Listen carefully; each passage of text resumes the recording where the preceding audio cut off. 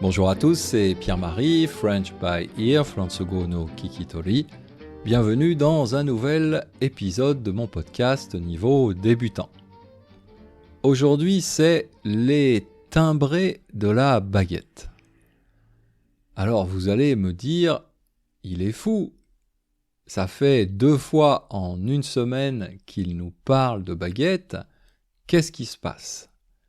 Bon, d'abord, comme on dit en français, quand on aime, on ne compte pas. Et bien sûr, je suis français, j'aime la baguette. On adore la baguette. En France, on mange environ 5 milliards de baguettes par an. En système japonais, je pense que ça fait Goju Oku Hon, je crois. En tout cas, ça fait en moyenne 100 baguettes par Français chaque année. Donc c'est beaucoup, mais il y a une autre raison pour laquelle je parle encore de baguettes aujourd'hui. C'est parce qu'il y a une breaking news, comme on dit sur toutes les chaînes de télévision françaises. La breaking news, c'est que la Poste française vient de lancer un timbre spécial en l'honneur de la baguette. Le timbre, bien sûr, vous connaissez, c'est ce petit rectangle de papier qu'on colle sur une enveloppe pour envoyer du courrier.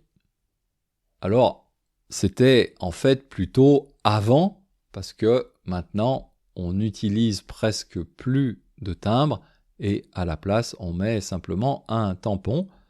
Mais de temps en temps, la Poste sort des timbres spéciaux.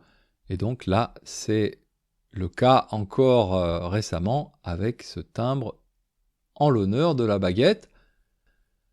Sur le timbre, il y a un dessin de baguette avec un ruban bleu, blanc, rouge, bien sûr.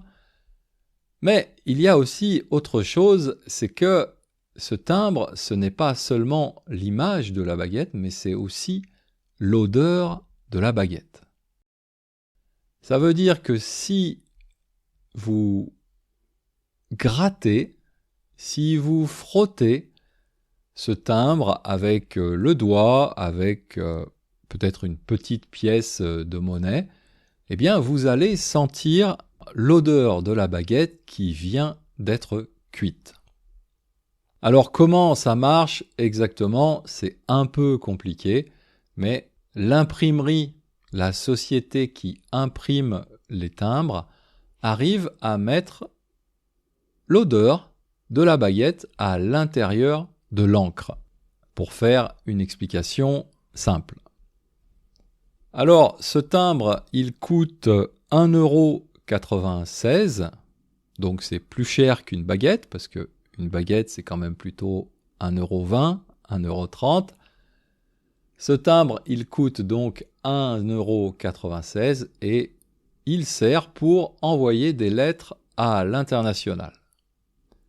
Alors, c'est assez sympa parce que j'imagine des expatriés comme moi qui reçoivent peut-être un courrier, une carte postale d'un ami, de la famille, avec ce timbre baguette et en frottant sur le timbre comme ça, il y a cette odeur adorée de baguette qui, bien sûr, nous ramène à tous de très bons souvenirs.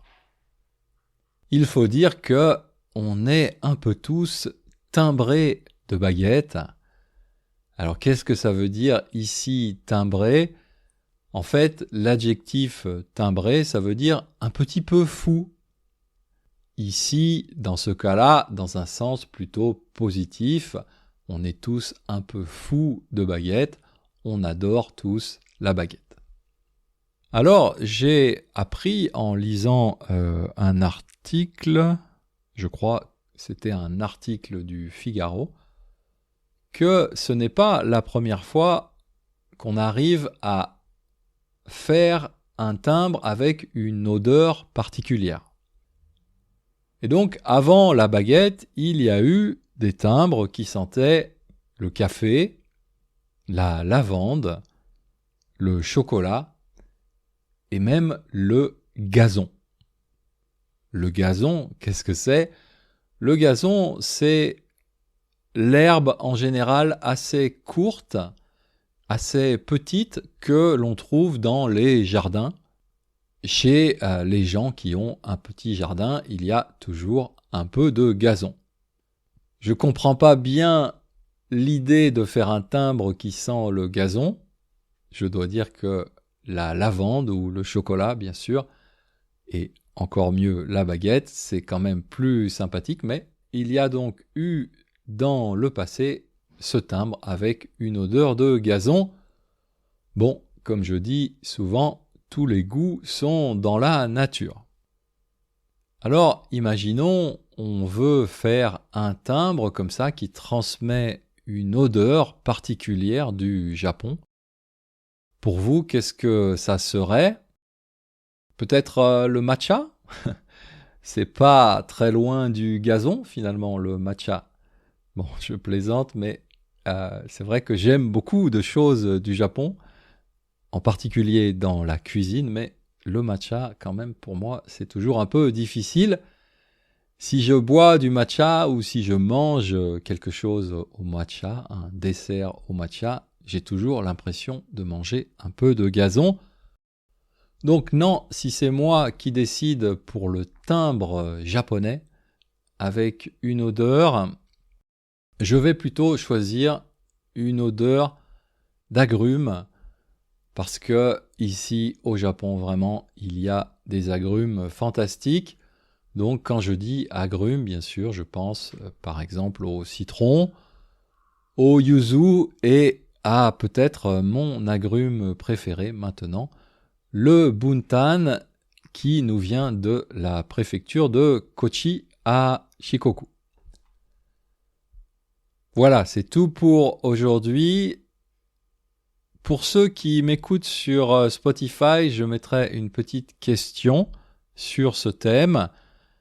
Si vous devez choisir une odeur typique du Japon ou de la France sur un timbre, eh bien, quelle odeur vous aimeriez choisir ? Voilà, cette fois-ci, c'est tout pour aujourd'hui et je vous dis à bientôt. Mata Chikai.